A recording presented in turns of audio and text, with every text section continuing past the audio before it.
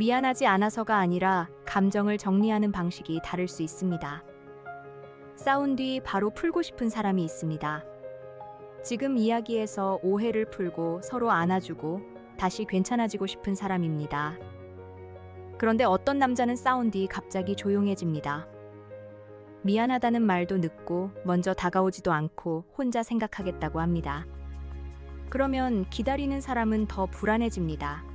정말 미안하지 않은 걸까? 나보다 자존심이 더 중요한 걸까? 아니면 이 관계를 가볍게 생각하는 걸까? 오늘은 남자가 싸운 뒤 바로 풀지 못하는 이유를 이야기해 볼게요.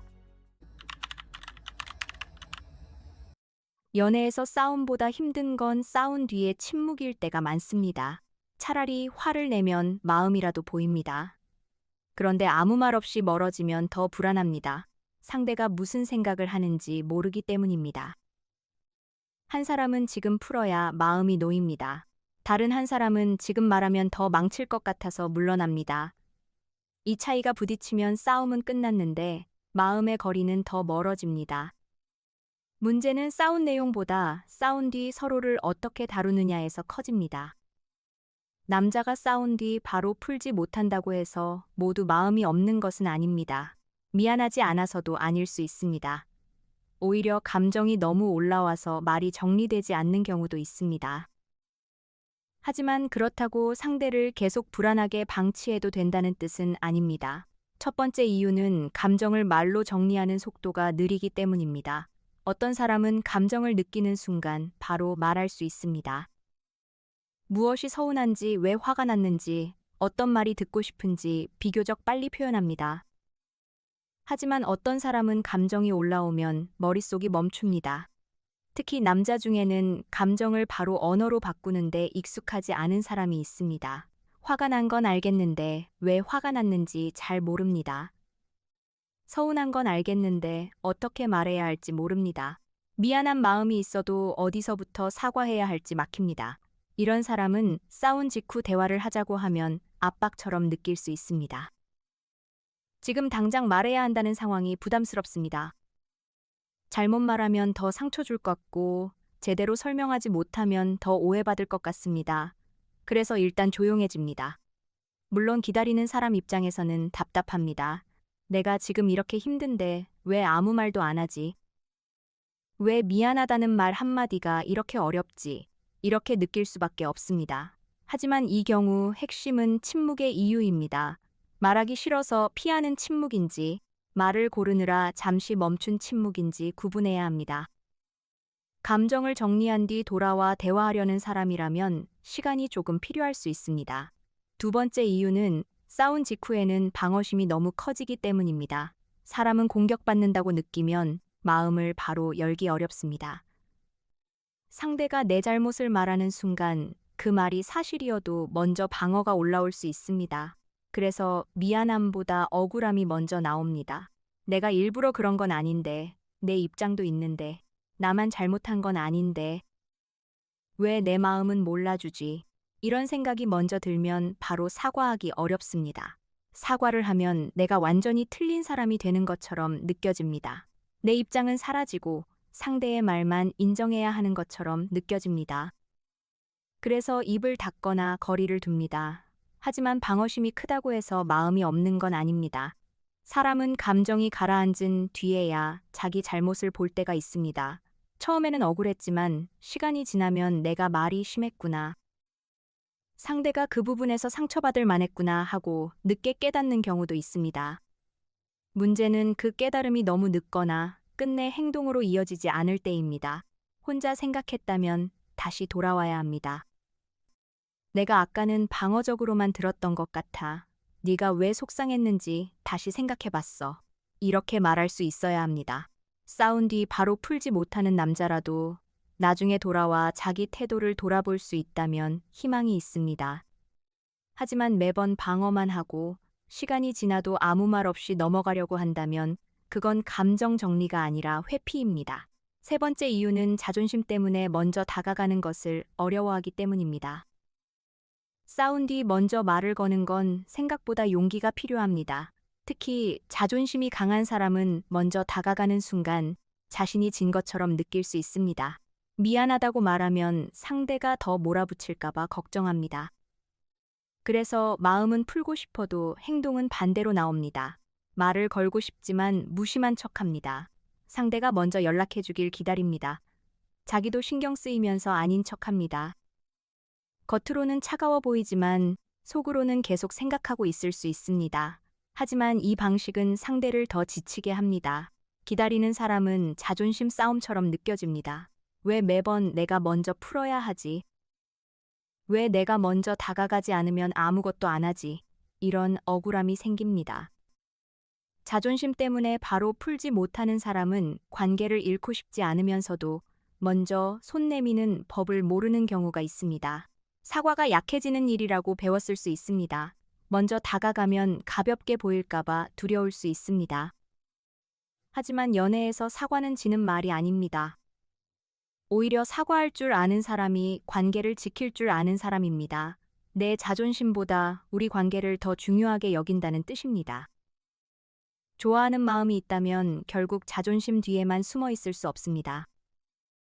어느 순간에는 먼저 다가와야 합니다. 네 번째 이유는 갈등 자체를 실패처럼 느끼기 때문입니다. 어떤 남자는 싸우는 것을 매우 불편해합니다. 갈등이 생기면 관계가 망가진 것처럼 느낍니다. 사랑하는 사이인데 왜 이렇게까지 싸워야 하지? 이 관계가 잘못된 건가 하고 생각합니다. 이런 사람은 갈등을 해결해야 할 문제로 보기보다 피해야 할 위기로 봅니다. 그래서 싸운 뒤 바로 대화를 이어가기 어렵습니다. 감정적인 대화에 들어가면 더 큰 싸움이 될 것 같고 관계가 더 나빠질 것 같습니다. 결국 물러나는 쪽을 선택합니다. 하지만 갈등은 관계의 실패가 아닙니다. 서로 다른 두 사람이 가까워지면 당연히 생길 수 있는 과정입니다. 중요한 건 싸우지 않는 것이 아니라 싸운 뒤 어떻게 다시 연결되느냐입니다. 갈등을 피하기만 하면 문제는 풀리지 않고 쌓입니다. 남자가 싸운 뒤 바로 풀지 못하는 이유가 갈등 공포라면 그 사람은 싸움 이후의 대화법을 배워야 합니다. 지금 우리는 끝내려는 게 아니라 맞춰보려는 거야. 싸웠다고 관계가 끝나는 건 아니야. 이런 안정감이 필요할 수 있습니다. 하지만 갈등이 싫다는 이유로 매번 대화를 닫아버리면 상대는 혼자 남겨집니다. 싸움은 둘이 했는데 해결은 한 사람만 기다리는 구조가 됩니다. 갈등을 두려워하는 마음은 이해할 수 있지만 관계를 위해서는 다시 돌아오는 태도가 필요합니다. 다섯 번째 이유는 자기 감정과 잘못을 동시에 인정하는 것이 어렵기 때문입니다.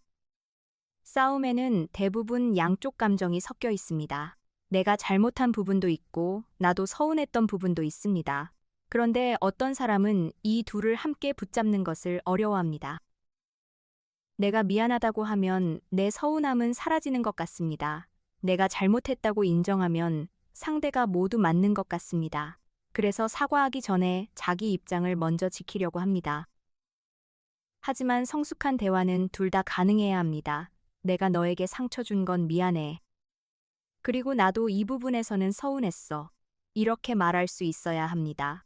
사과와 내 감정 표현은 서로 반대가 아닙니다. 그런데 이걸 모르는 사람은 싸운 뒤 바로 풀지 못합니다. 어떤 말을 먼저 해야 할지 모르기 때문입니다.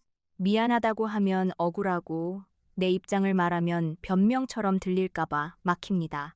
그래서 시간을 끌게 됩니다. 이럴 때 중요한 건 순서입니다. 먼저 상대가 받은 상처를 인정하고 그 다음 내 마음을 말하는 것이 좋습니다.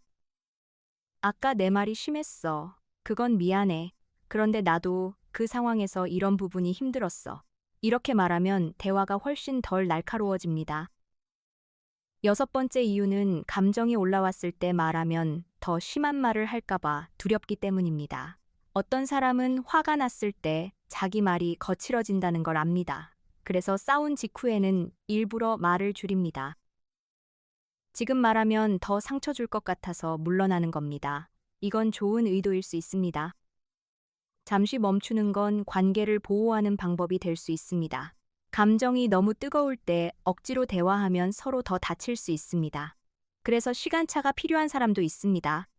하지만 여기에는 조건이 있습니다. 그 사람이 왜 물러나는지 설명해야 합니다. 지금 너를 무시하려는 게 아니라 감정이 너무 올라와서 조금만 정리하고 말하고 싶어. 1시간 뒤에 다시 이야기하자. 이렇게 말해야 합니다. 아무 말 없이 사라지는 것은 다릅니다. 상대는 버려진 느낌을 받습니다. 대화를 피하는 건지 화난 건지 끝내자는 건지 알 수 없습니다. 그래서 더 불안해집니다. 잠시 멈추는 것과 침묵으로 벌주는 것은 다릅니다. 잠시 멈추는 사람은 다시 돌아옵니다.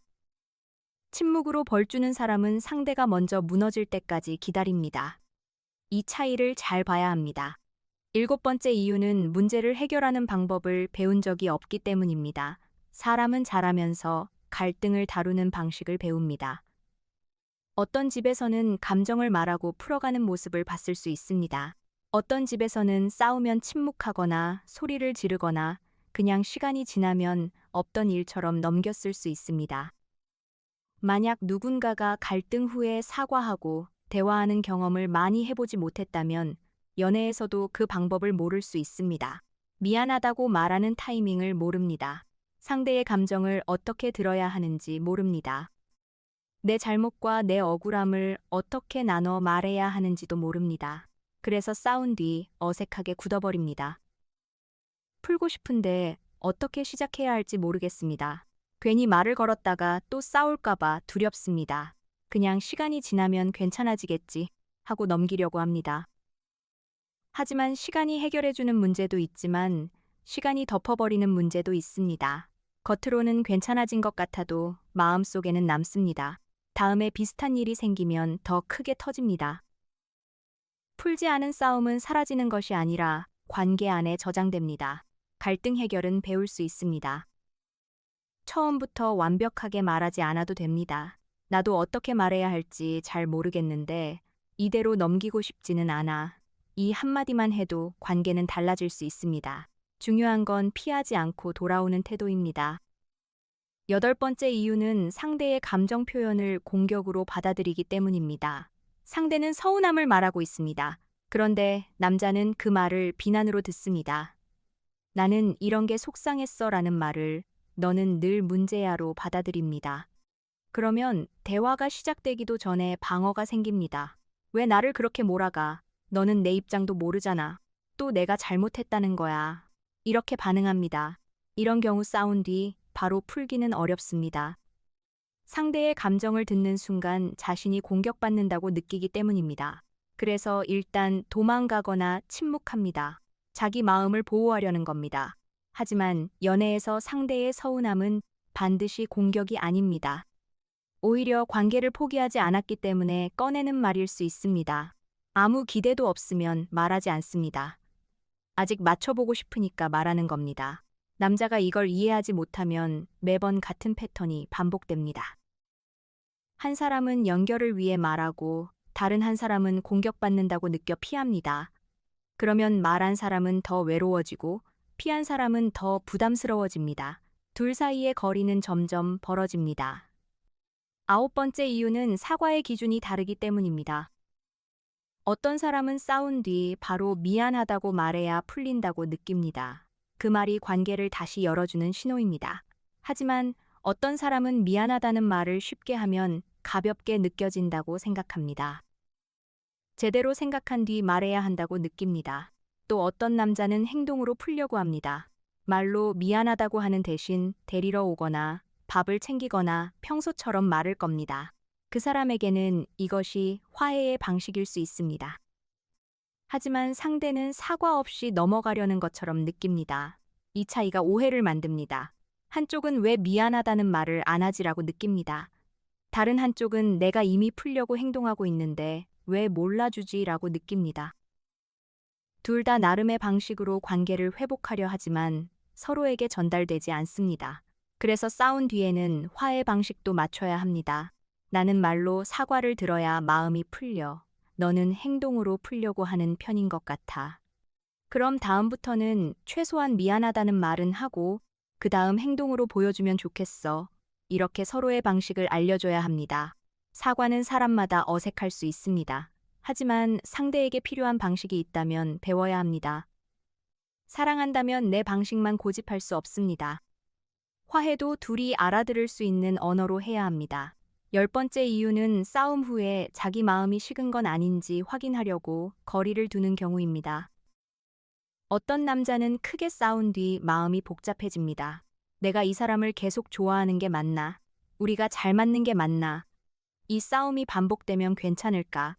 이런 생각이 들면 바로 풀기보다 혼자 거리를 두고 판단하려 합니다. 상대와 이야기하면 감정에 휩쓸릴 것 같고 혼자 있어야 자기 마음을 알 수 있을 것 같습니다. 그래서 연락을 줄이거나 조용해집니다. 이 경우 상대는 더 불안합니다. 나는 화해하고 싶은데 상대는 관계 자체를 다시 생각하는 것처럼 보이기 때문입니다. 그 침묵은 단순한 정리 시간이 아니라 이별의 예고처럼 느껴질 수 있습니다. 사실 싸운 뒤 관계를 돌아보는 것은 나쁜 일이 아닙니다. 하지만 그 시간을 상대에게 아무 설명 없이 던지면 안 됩니다. 혼자 생각할 시간이 필요하다면 최소한 말해야 합니다. 지금 마음이 복잡해서 조금 정리하고 싶어. 하지만 그냥 끝내려는 건 아니야. 내일 다시 이야기하자. 이런 설명이 있어야 상대가 버려진 느낌을 덜 받습니다. 혼자 정리하는 시간도 관계 안에 약속이 필요합니다. 상대의 불안을 완전히 없앨 수는 없어도 불필요한 공포를 만들지는 않아야 합니다. 11번째 이유는 자신의 잘못을 인정하면 관계 안에서 약한 위치가 될까봐 두려워하기 때문입니다. 어떤 사람은 사과를 관계의 회복이 아니라 권력의 이동처럼 느낍니다. 내가 사과하면 상대가 더 세게 나올 것 같고, 내가 인정하면 앞으로도 계속 내가 잘못한 사람이 될 것 같고, 내가 먼저 풀면 늘 내가 굽히는 사람이 될 것 같습니다. 그래서 바로 풀지 않습니다. 먼저 다가가면 손해보는 느낌이 들기 때문입니다. 이런 사람에게 화해는 따뜻한 대화가 아니라 자존심의 거래처럼 느껴집니다. 하지만 연애에서 사과가 손해가 되는 관계라면 그 관계 자체도 돌아봐야 합니다. 한 사람이 사과하면 다른 사람이 그걸 이용해 계속 몰아붙이는 관계도 문제입니다. 반대로 사과를 끝까지 피하면서 상대만 기다리게 하는 관계도 문제입니다. 건강한 관계에서는 사과가 벌점이 아니라 회복의 시작이 되어야 합니다.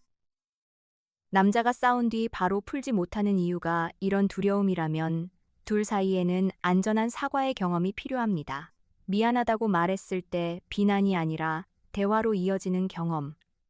잘못을 인정해도 사람 전체가 부정당하지 않는 경험. 그런 경험이 쌓여야 다음 싸움이 덜 무서워집니다. 하지만 그 경험을 만들기 위해서도 먼저 한 사람은 용기를 내야 합니다. 미안해.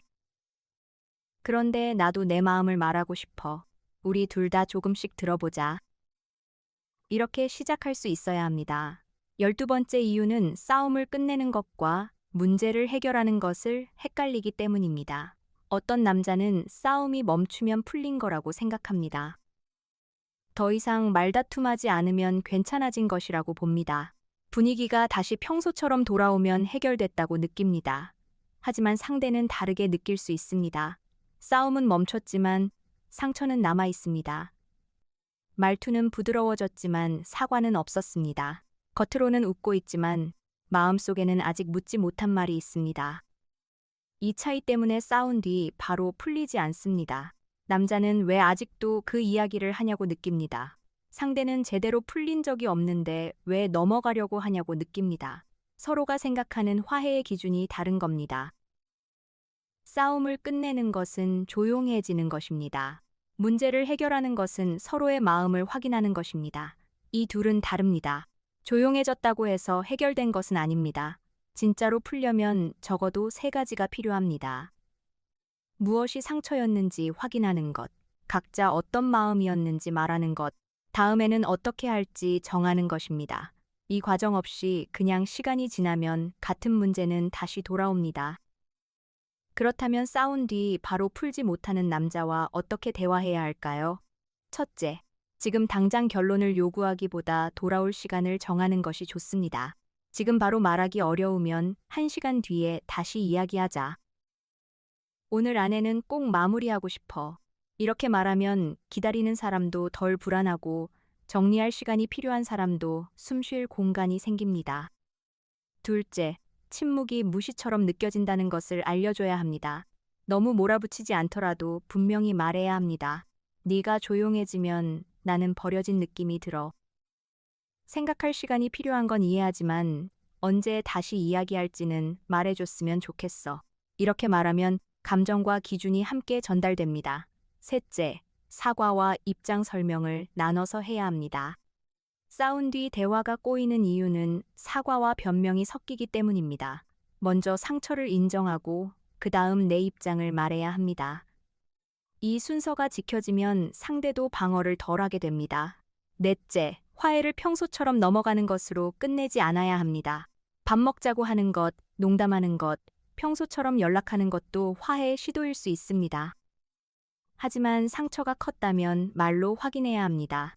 아까 일은 내가 미안했어. 우리 다음에는 이렇게 해보자. 이 말이 있어야 마음이 놓입니다. 다섯째, 반복되는 패턴인지 봐야 합니다. 가끔 감정 정리 시간이 필요한 것은 괜찮습니다.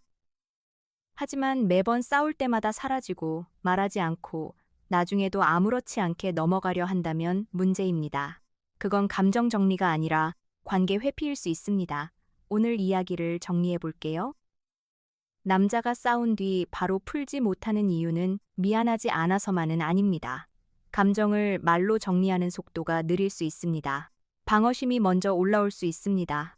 자존심 때문에 먼저 다가가는 것이 어려울 수 있습니다. 갈등 자체를 관계의 실패처럼 느낄 수 있습니다. 자기 감정과 잘못을 동시에 인정하는 것이 어려울 수 있습니다. 감정이 올라왔을 때 더 심한 말을 할까봐 물러나는 경우도 있습니다. 갈등을 해결하는 방법을 배운 적이 없을 수도 있습니다.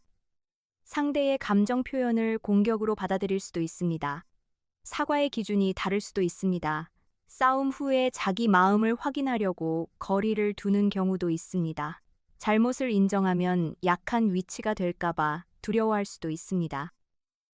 싸움을 끝내는 것과 문제를 해결하는 것을 헷갈릴 수도 있습니다. 하지만 이유가 무엇이든 중요한 건 다시 돌아오는 태도입니다. 잠시 감정을 정리할 수는 있습니다. 바로 말을 못할 수도 있습니다. 혼자 생각할 시간이 필요할 수도 있습니다. 하지만 그 시간이 상대를 방치하는 방식이 되어서는 안 됩니다. 좋은 관계에서는 싸운 뒤의 침묵에도 약속이 있어야 합니다. 지금은 어렵지만 다시 이야기하겠다는 말. 너를 무시하는 게 아니라 정리하고 있다는 설명. 이 문제를 그냥 덮지 않겠다는 태도. 이런 것이 있어야 기다리는 사람도 관계를 믿을 수 있습니다. 마지막으로 이것만 기억하시면 됩니다. 싸운 뒤 바로 풀지 못하는 남자가 모두 마음이 없는 것은 아닙니다. 하지만 마음이 있다면 결국 돌아와야 합니다. 미안하다는 말이 늦을 수는 있어도 끝내 없으면 상처가 됩니다. 감정 정리에 시간이 필요할 수는 있어도 상대를 불안 속에 혼자 두면 안 됩니다. 연애에서 중요한 건 싸우지 않는 것이 아닙니다. 싸운 뒤 다시 연결되는 법을 아는 것입니다. 화가 난 순간에도 관계를 완전히 놓지 않는 것, 자존심이 올라와도 결국 손을 내미는 것, 내 감정만이 아니라 상대의 불안도 함께 보는 것, 그런 태도가 있어야 싸움이 관계를 깨뜨리지 않습니다.